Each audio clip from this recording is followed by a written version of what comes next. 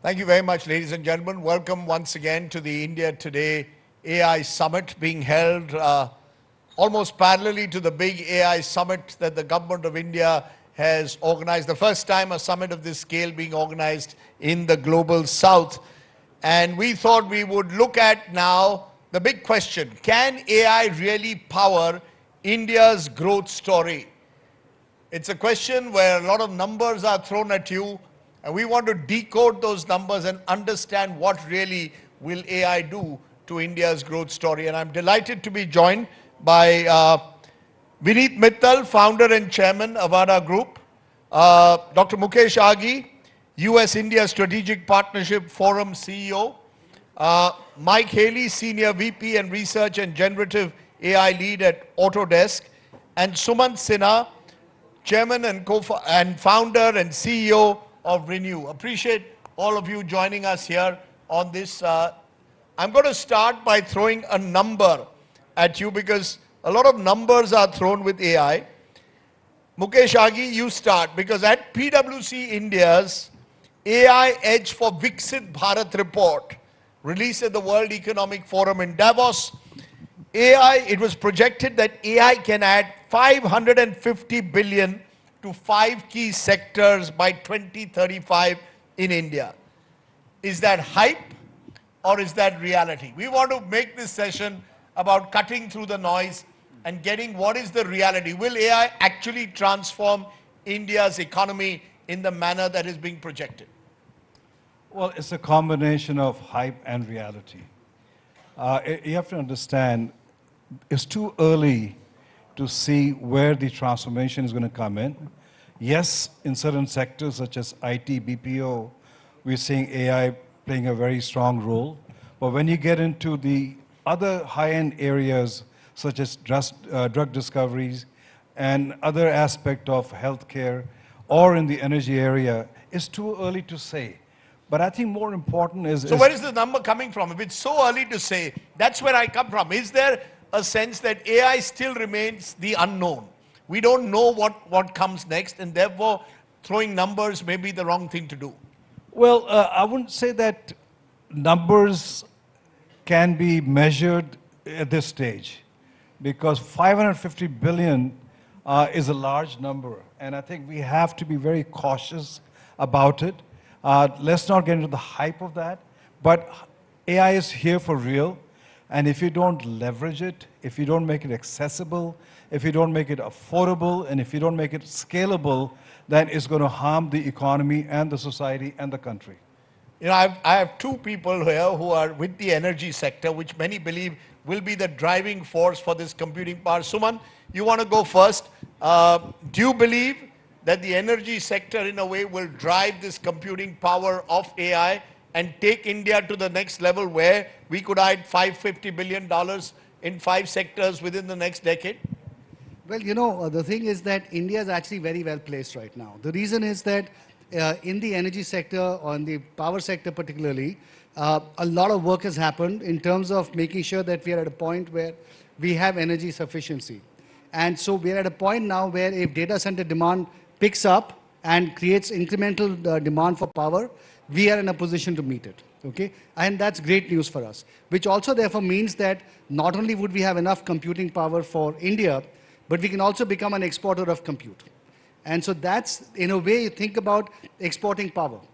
That's really what's going to happen in the form of intelligence. So I think we are actually fairly well placed. Now, whether that number is $550 billion or not by 2035, if you think about it, India's GDP is likely to be maybe 15 or 17 trillion by that time. $550 billion is only going to be 3 or 4% of the GDP at that point. It's not a big number.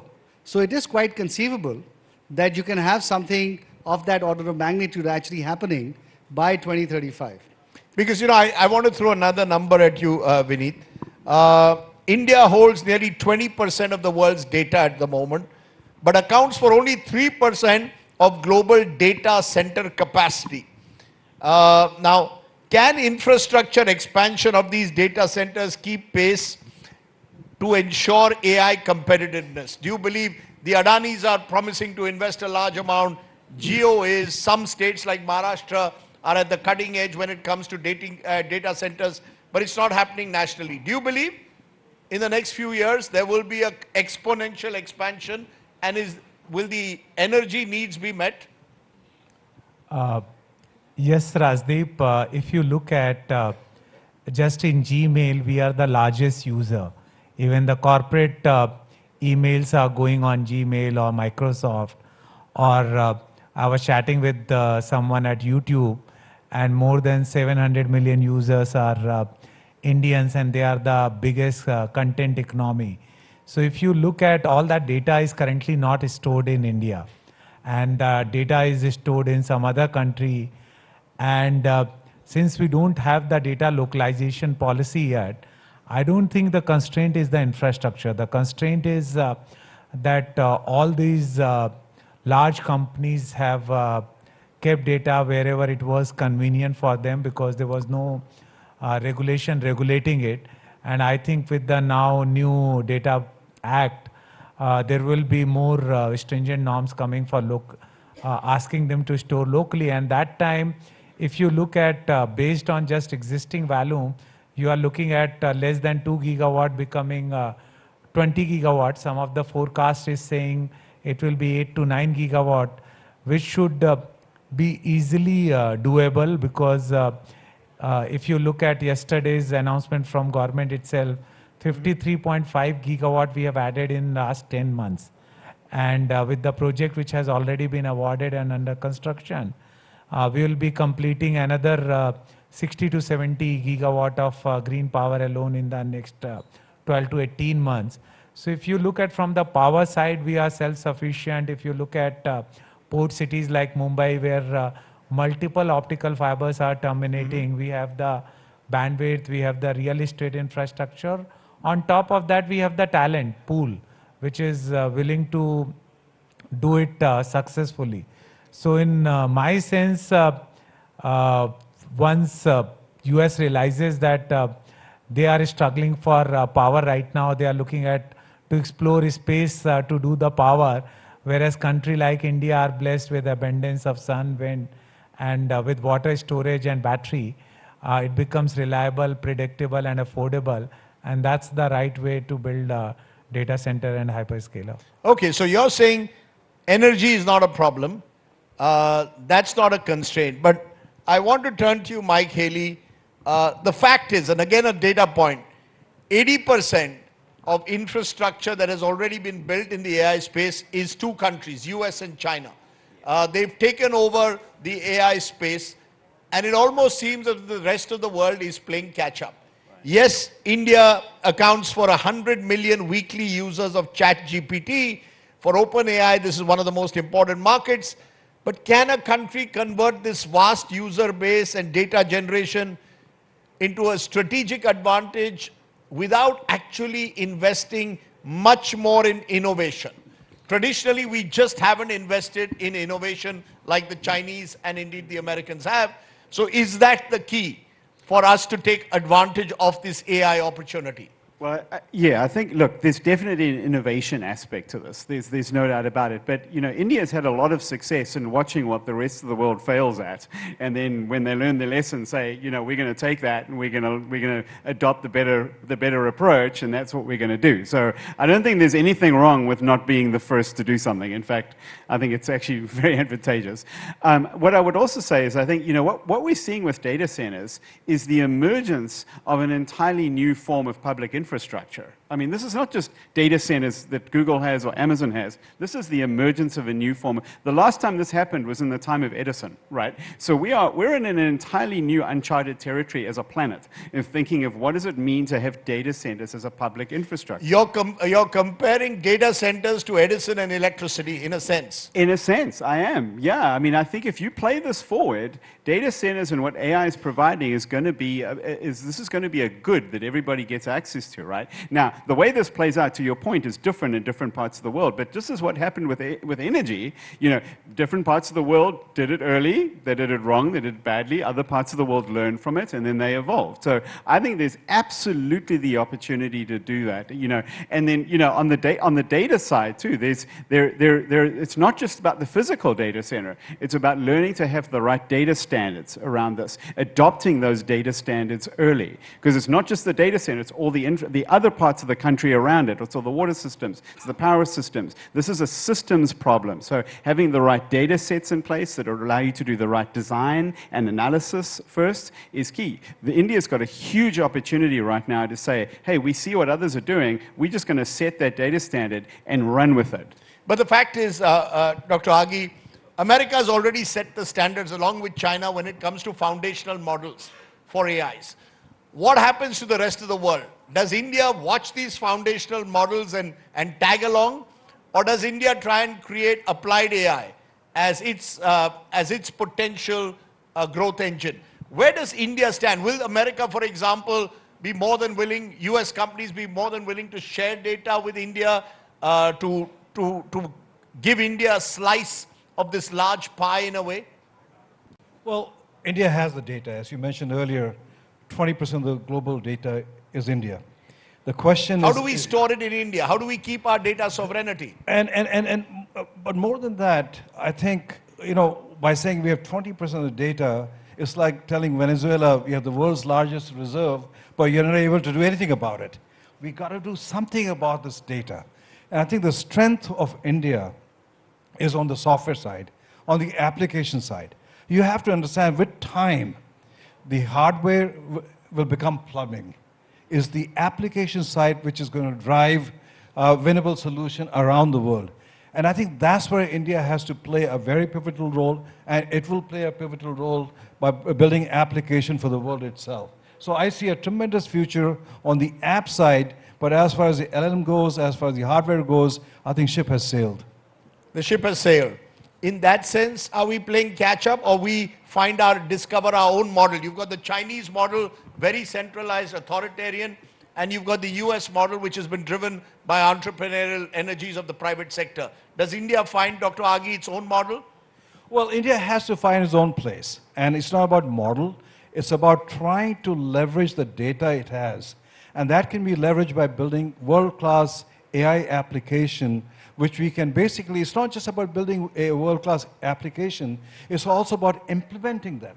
India has the resources. Where you look at all the information, by 2030, India will have 20% of the world's global digital workers itself.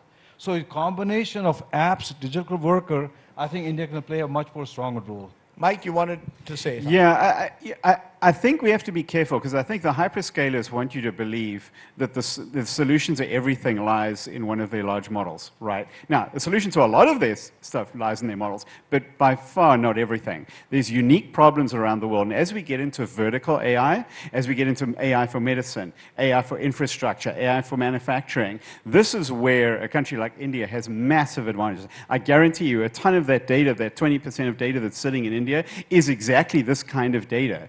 There you have an opportunity to say, let's take that, let's build a solution that is uniquely for the Indian market, it caters to the problems you have here, and be a leader in that. There's absolutely an opportunity. You don't have to be replicating and building the same thing that hyperscalers are building in China or the United States. So give me an example of a kind of model. Would be a sort of large language model, uniquely suited to Indian conditions? It could be a large language model. We're now seeing, as many people know, the emergence of world models, and world models are beginning to understand the physicality of the world. So at Autodesk, because our customers are building physical things, where we spend our time in AI is not on language models, because those other people are building those. What we're doing is we're building models that understand geometry, buildings, physics, structure, the manufacturing principles of something. So these are the this is an example that I'm giving. The same thing would exist in medicine, bioscience, and these other fields. You can start building dedicated models that can actually understand the physical behavior, not the sequence of words that makes it look like it understands it, but the actual understanding of that.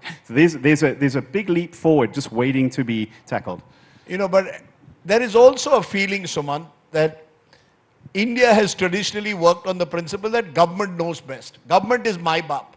And it required the 1991 economic liberalization in a way to break that mindset.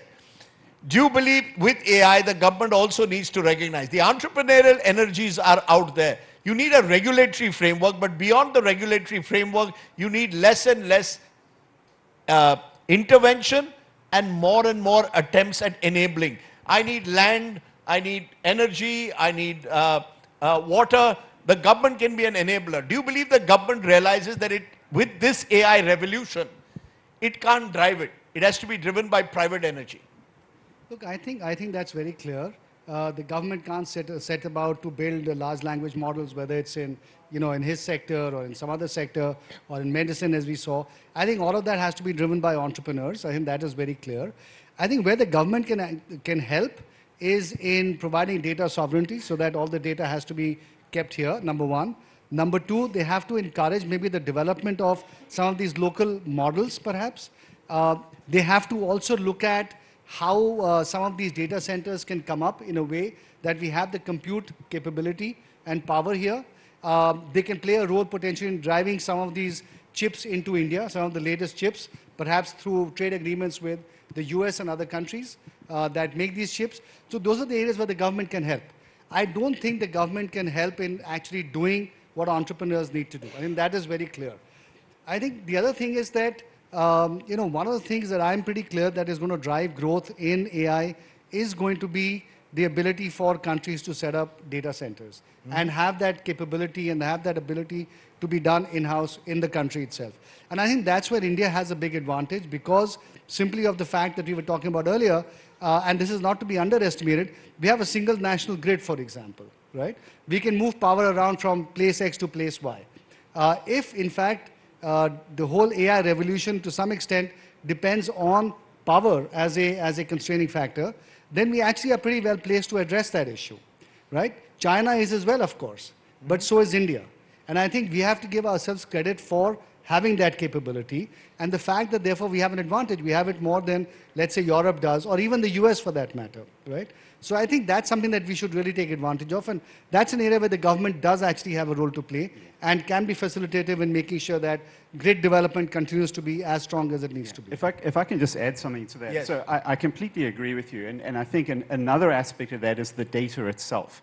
So when you get into these vertical AIs, these industry-specific AIs, that data does not sit on the open internet. One truth. The second truth is no one company has enough data inside them. So now you're sitting with the problem of how do you gather, let's just take in the field, let's take medicine or bioscience. How do you gather enough bioscience data across your entire industry in order to train a local model that's good? Really the only entity that can do that in an unbiased way, hopefully, is the government. Vineet, you deal with governments over the years. Do you believe that there is a variation within governments? Some states have understood the need to get onto this AI juggernaut. Other states are well behind, and therefore, like we've seen with other sectors of the economy, look at growth rates in some of the southern states, compare them with the growth rates in north and eastern India. Will we also see with AI hubs being created around areas which already have high growth rates, and therefore India will be geographically divided in this AI revolution? It's not as if 100 billion Indians are going to get equal benefits out of this AI revolution. It will actually widen divides, widen inequalities.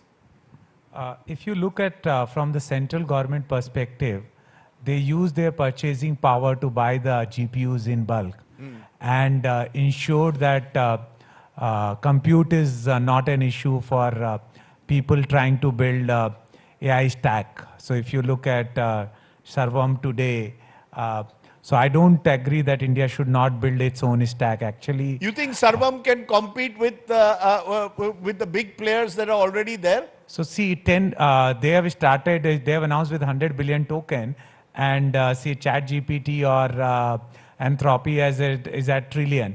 But once you have started with that base, and if you are able to attract the capital, you should be able to technically grow. So the basic science, you have got it right. So my fear is that if you don't start owning up the digital, we are looking towards digital gulami. So it's first we gave the rights to say Googles of this world and WhatsApps of these world to actually get into everyone's life and have all the data stored in some other country. And same mistake we are making with the AI. So we are already digital gulams. So You use the word digital gulami. The truth is why, let's call us, we are digital gulams. For all the hype, the truth of the matter is the Western world and indeed China is leading this AI race. And as I said, we are playing catch up. No, so I think what we have to look at, have we realized it? So what is happening now with this approach of government that they can't do it all, but they found that if we can build infrastructure at the cheapest possible cost, which entrepreneurs won't be able to do, then let's make it open to all the entrepreneurs to exploit it, and let's see where we go. So they have not made the similar mistake which was made decades back, where we let Gmails and Microsoft and everything, non-Indians come and become part of everyone's life. So I think that way, central government has started it well, and organizing this level of global conference nationally. And if you look at the state like Andhra and Maharashtra, they have got it right. Andhra is doing amazing work on setting up even quantum lab. They are going and partnering with the best in the world to even get, forget about GPU, TPUs and the latest one to come here and give the compute on demand. And then you can build the local AI stack much better. See, today if you look at in US, what is happening is US needs around 75 gigawatt roughly of data center capacity before 2030. They have grid connectivity of 25 available till 2030, and 10 gigawatt is under construction by the giants. So if you look at from that angle, 49 gigawatt is odd shortage. And if you look at there, the transformer is taking 3 years. If you look at GE also is not able to supply the gas turbines before 2030. So there is an opportunity loss, which is already happening to the US. And India can now step in because we are power sufficient and we are able to bring solar, wind and storage in 18 to 24 months. We can become the platform for the US company to provide them data center hyperscaler in India and provide that infrastructure and co-build it. Yeah, Mukesh, can that happen? We've got this budget which is given a 21-year tax holiday to US companies in cloud services that are willing to invest in Indian-built data center infrastructure. It's a good start, but you have to understand that if we don't move, we're not moving into digital divide, we're moving into AI feudalism. And I think that's dangerous for society, that's dangerous for countries. You've used the word AI feudalism. What is AI feudalism?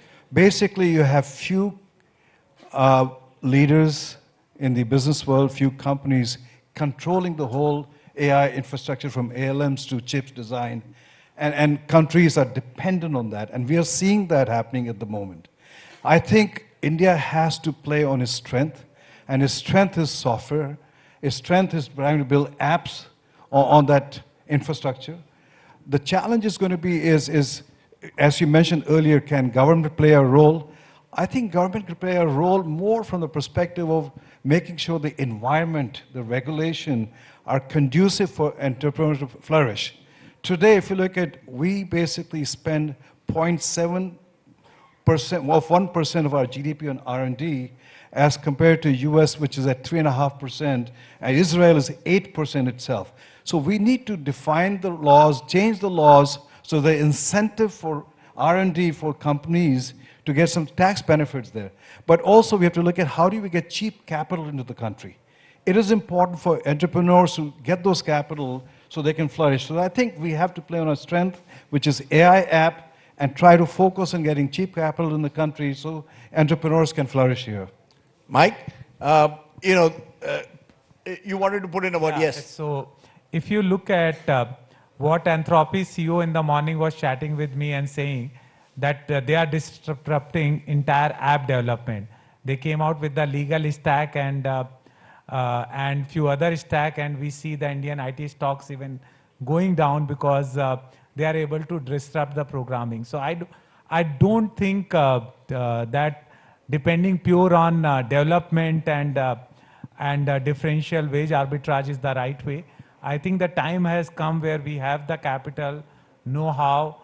We are already making chips at nanometer scale. We need to improve, and unless you have that ecosystem, you are not going to succeed. We can keep thinking that world will do it for us, but what is stopping them from censoring it and not supplying it to us 10 years down the line? But Mike, it comes to that, and it's a point that Mukesh also made in terms of our investment in R&D. I mean, how do you incentivize the new age companies to invest in R&D? It's good to have a summit to see these young startups with great ideas out there, but eventually if you've got to scale up, and in a country of India, scale up and show that they can generate revenues, how are you going to do that without stronger incentivized investment in research and development? Look, I mean, I agree on the regulation thing. I mean, you've got to create an environment that's conducive to this. Now, I think that there's three aspects to this. There's an educational aspect to it, which includes both the academic research side, but also the fundamental education. Now, I think India is way far ahead in that. I think you've got some great capabilities there to build off, so there's that. Then there's the regulation and the government side, and then there's the economic and business side. And you've got to find the balance of all of those and figuring out the right way to do it. And if you can create an environment, I mean, this is what, I mean, Silicon Valley, where I live, isn't perfect by any means, but it has this balance, you know, that's sort of existed for a while, and it just creates this sort of magical thing. Now, I don't think it means replicating Silicon Valley inside India, for the record. I mean, I think every country has its own unique flavor that you need to create for this, but I think you also have a very young demographic in this country. You have an enormous number of graduates coming out, so you have this opportunity to educate and create the sense of,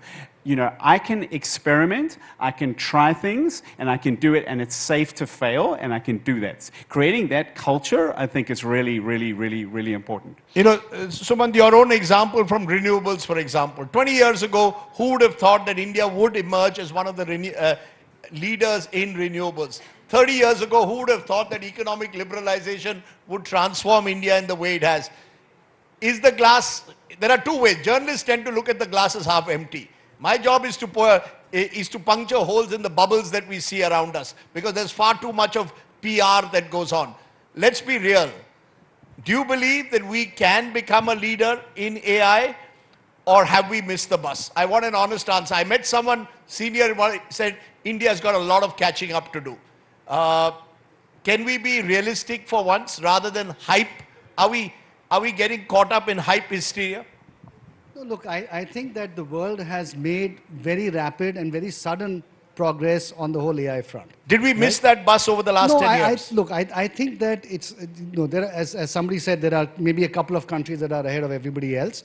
But India is sort of, I would say, just a step behind. Maybe 2 steps behind. But certainly we're not, you know, along with everybody else and the rest of the chasing pack. We are somewhere in between, right? And I think the government is trying its best right now through summits like we're having at this point to raise the awareness, raise the ante, you know, push the private sector a little bit harder, provide whatever they can from an enabling standpoint to create that framework, right? Now it's really up to us in the private sector to push the ball forward, right? And you said, you know, you rightly said... Because renewables, let's take software, for example. Software was built by entrepreneurs in and around Bengaluru at the outset who took their chances. Do you see that happening with AI? Look, I am not directly dealing in that ecosystem of AI startups, but I'm pretty sure that Indians are entrepreneurial, they're smart, they are hungry, and they're now very well educated, and there's lots of them, and there's a lot of reverse brain drain going on as well. We are much better integrated into the global ecosystem, especially on things like AI now than we were earlier. So I would be very surprised if over the next several years, we don't have a lot of new AI-based startups that come up that eventually end up becoming quite successful. And keep one more thing in mind, Rajdeep, the US is the best country for marketing, right? They do a fantastic job, right? So just because there's so much hype and there are all these companies that have these trillion-dollar valuations, doesn't mean that it isn't driven by a lot of hype as well, right? So I think reality is going to catch up. I think Indian companies will catch up. I have a lot of confidence that is going to happen. Mukesh, are you as buoyant about the next decade? Is this going to be India's AI decade? I believe that this is the second Y2K movement for Indian industry. It's the Y2K moment again. Again. And when you look at the Indian software industry grew because government had no idea what this animal was. And the entrepreneur grew it. I think if you create the same environment for the entrepreneur and bring the capital, which is cheap, you will see India flourish in this area. You're as confident? I'm actually, I'll give you two examples. When I started in the IT sector, my clients used to say, you don't even have telephone line and you are going to provide tech support from India. So from no landline to direct wireless. And second time when I started solar, I bought solar panels from First Solar and they refused to sell me because India had no solar plant of even 1 megawatt. And they said, partner with German before I sell you the solar panel. And in 16 years now we are setting up world's largest. In 22, in middle of COVID, we set up the world's largest. And now we are setting up multiple such large projects. So I think if you don't believe in Indian talent, then that's the mistake world is making. I see that this has lots and lots of opportunity. And as an Indian, I think we all will contribute towards exploiting it. That's good to hear. I think that deserves an applause because I think, you know, what we've done with solar energy, what we've done with renewables is quite remarkable. Mike, you were nodding your head. Are you impressed with what India is attempting to do? As I said, there is this huge talent pool. You mentioned that as well. The challenge is providing them the opportunity and creating that enabling environment. Is there any lesson that you would like to tell young Indian entrepreneurs from your experiences in Silicon Valley? Yes, there's one word: be adaptable. Sorry? Adaptability. And it's actually the reason why I think things are going to work in India, because I think what I see in India is actually an entire country that is used to being adaptable. And in the future, none of us know what the AI future is going to look like. There's a lot of people are telling you right now. The reality is none of us know what this is going to look like, even us that are working directly in the field. If you have adaptability at your core, you've got the secret sauce to how to figure this out. So I really do think I'm very bullish for India. You know, the word adaptability has different connotations in India. The Hindi word is jugaad at times. The other word, of course, is that we are able to, we can handle situations far better than most other people, if I may say so, in the world. We know how to face adversity. But Subandhu, you wanted to make a point. I was just going to say that, look, as you rightly said, in renewables, we got off to a slightly later start. But we've had a fantastic public-private partnership.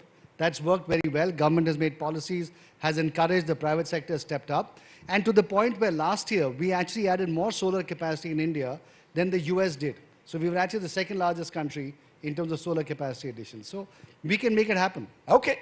I think that's a nice positive note on which to conclude this India Today AI Summit. The future is already here, and it is for India to seize the moment and make sure that this vast country with its potential demographic dividend is able to exploit the moment to our advantage. You've given us lots of food for thought, and I appreciate each and every one of you joining us here at the India Today AI Summit. Thank you very much. Ladies and gentlemen, please give them a very big hand. Wonderful to have you here today. Thank you.